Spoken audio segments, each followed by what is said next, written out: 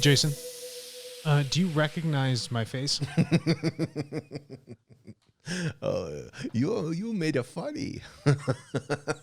I look at you, but I don't recognize you. Yeah, you don't recognize me. Hey, now that I have seen your face, do you know this guy? No, I suggest to you? I want $360 for looking at my face, though.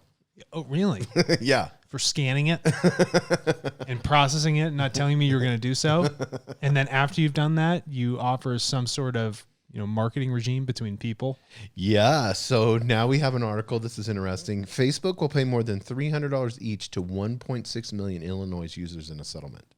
1.6 million Illinois users. Yeah. So Illinois has one of the strongest. That's a state in the United States for our international listeners. Yeah. Illinois, not noise. Illinois. And for anybody that's wondering, Illinois has one of the strongest biometric security privacy laws anywhere in the U.S. And when they found out that, there were a bunch of people complaining that Facebook was analyzing their faces to suggest friends and other things to other people, and they said, well, did we ever tell you could scan the geometry of my face? Like, I didn't even know you had facial recognition software. Why didn't you tell me this? Right. And then this thing's going off, and it's like, oh, it's like, this is valuable. Let me suggest this person to you, or, suggest tagging a person in this photo. So you've gone through, scanned all my photos, scanned all my faces, stored my facial geometry in your computers, and now you're going to suggest something to me? And wait a minute. Did I say, they're like, where's like the consent in this? This reminds me of the reCAPTCHA thing. It's just kind of the same. It's 2.0. Yeah. What Google did with reCAPTCHA, Facebook did with facial recognition geometry. Okay, and Illinois is like, no, we are not going to stand for this. And so after there was a bunch of lawsuits that came together about it, they're like, we need to put together a class action lawsuit. Yes. 6 years of legal proceedings this took. Why? And, Facebook could have skipped all the trouble, the lawyers, Illinois, everybody, if we just took the consentful approach. If we were just upfront and say, can we buy, we got a TARTLE data packet here. We want to buy pictures of your face so we can analyze it. I want you to take your face at all these different angles, and we're going to scan it, and we're going to use that for these purposes. But I think if we look at this in a macro view, this is the problem that we're facing when we look at data and ownership. And where does the ownership lie? And who owns it? I think just because it's on Facebook servers, they think they own it. Yes. Let's talk. Well, not anyone. Let's think about TARTLE. When you put your data on our servers, we don't own it. It's your data. You're the only one with the key to decrypt and unlock that data. We can't do it. We don't own it. We're just like a shell of a house for you to come in and put all your shit in. You know what I mean? Yeah, no, I agree 100%. Except the house is fortified like the Pentagon.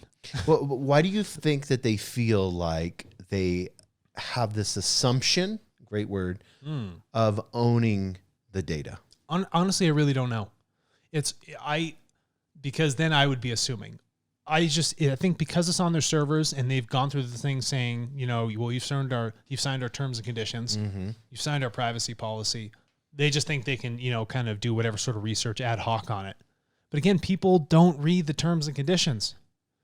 People aren't learned enough to go, a large majority of us on contract law to go through this. So when you start, and all they see is like, you analyzed my face and you didn't ask me. The biggest solve here, Jason, is just to ask the person, what do you need? This. Okay, what are you going to do with it? Right. Oh, all right, fine, yeah. And you're going to allow me to use Facebook easier because it suggests who I tag?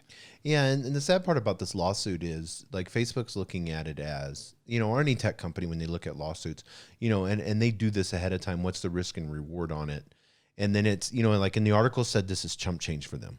So they're like, oh, okay, how much do we make off of having all these facial recognition? Okay, if we do get in lawsuits, are we still profitable? And it's just Illinois, though. Yeah. Come on.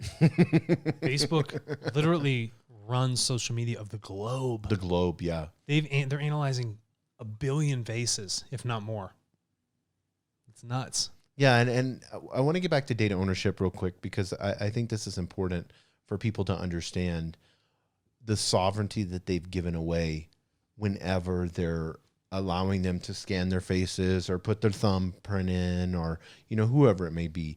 Like Apple has that where they scan your face. They have the thumb on Google, phone. I mean, you're looking more and more and more with these social media companies finding new ways to grab data from you. So, sovereignty. To monetize data. Yes, to monetize. And you've, as a collective, all of us have given them $35 billion. We all did that. What'd you get? You got a free system to share pictures and write comments? What a joke. So I can message people and have a business page and upload my pictures and put metadata on it. That allots to $35 billion. And I don't get one cut of it, even because you're advertising all of it off of my back. Yeah, well, I mean, wait, hold on a second. I want people to think of it this way, because this is very simple. Okay, so you're going to start a business, but you're not going to create the website. You're not going to put any of the content on the website. Mm-hmm. You're not going to do any of the marketing. You're going to let your customers do all that for you. And then you're going to turn around after they build it for you. Yeah. Then you're going to turn around and remarket to them and sell products and services from other companies while they're continuing to build your business. This reminds me an awful lot of how German factories operated in the early 40s. Yes. Work hard, you get a bunch of stamps. We'll send you on vacation as you build these roads and these cars, and you can drive the car that you built there. THORT, THORT, was the system that was created for that. Yeah. Or you're Jewish, so we could kill you, or you could come work for free to build this road. Yeah. You know what I mean? It's like, we'll either kick you off WhatsApp, or, you accept our terms and conditions. Mm-hmm. Something is amiss here with the sovereignty and... excuse me, sir. That's the first time I've ever... You're excused. You never sneezed. I never sneezed on a podcast, and I did it. I tried to go away from the mic. Hopefully. You're letting all the bullshit come out of you.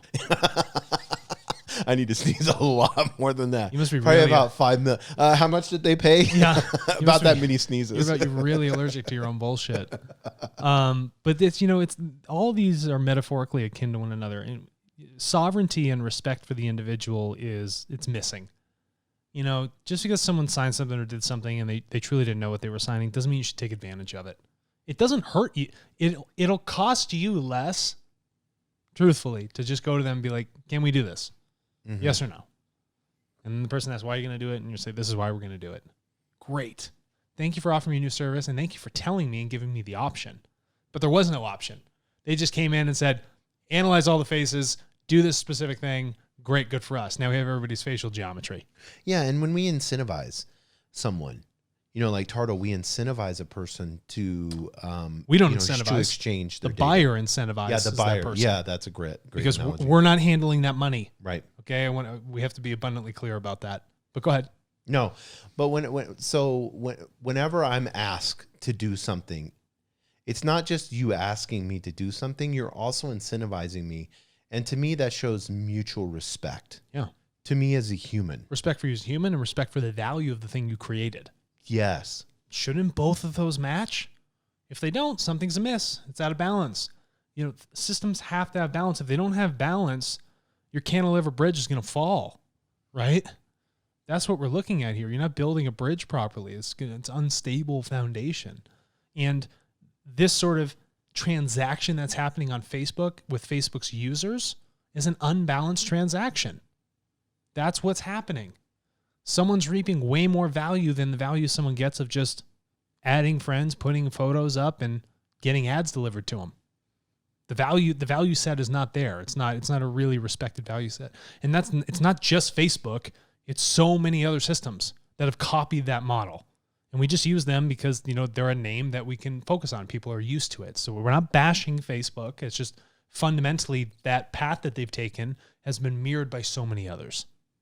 And when you talk about mirror, because I love that word, it's just this whole, like a new, let's say TikTok comes out, or these new social media, companies come out, and then they're mirroring what was successful off of the other ones.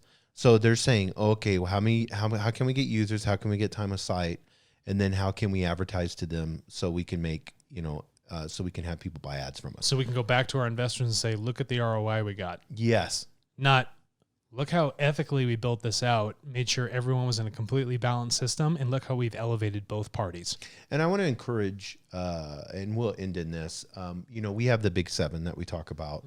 And I'm going to go through them real quick. Climate stability, educational access, human rights, global peace, public health, government and corporate transparency, and economic equalization. All 7 of those, TARTLE is looking at that and saying, this is how we're going to help humanity. And we believe that data will do that. And so we've made that a priority with TARTLE. And I know other companies were asking to join and come with us and exchange data for those priorities. Why is it so important, Alex, especially you as the CEO of TARTLE, why is it so important for us to focus on these big 7? Well, these big 7 are they require the collective power of all of us. And any great corporation, and I say great in terms of size, like economic value that they've created, have relied heavily on knowledge and big data. So they know what it means to have huge swaths of information to come together to analyze something and trying to come to an answer. And so if you really want to start focusing on the largest problems that affect everyone, well, then you're going to need everybody's information to do so. So we can come together as a collective resource to do that. So the reason we guide and we champion people and businesses to take that effort is because these are things that affect us all, regardless of race, religion, culture, background, demographic, socioeconomic status. Doesn't matter. All these things are going to affect us. So we need to come together in the collective, realize the power in that collective of our data, and solve these problems that we have created. It's not like one of those things like an asteroid's coming towards Earth, and we just send a bunch of nukes out there and try and nuke the crap out of it. We couldn't account for that. But what's happening right now that faces us in our future, these are things we can account for, that we're responsible for. And that responsibility of collective data ownership and sharing towards these big 7, that is the focus I specifically have, our company has, our culture has, and that's something we're trying to share with the world because we need to take responsibility for it, and we can solve that through data. And we know it can be solved. Responsibility. That's a great word. Yeah, responsibility. Thanks, Alex. Mm-hmm.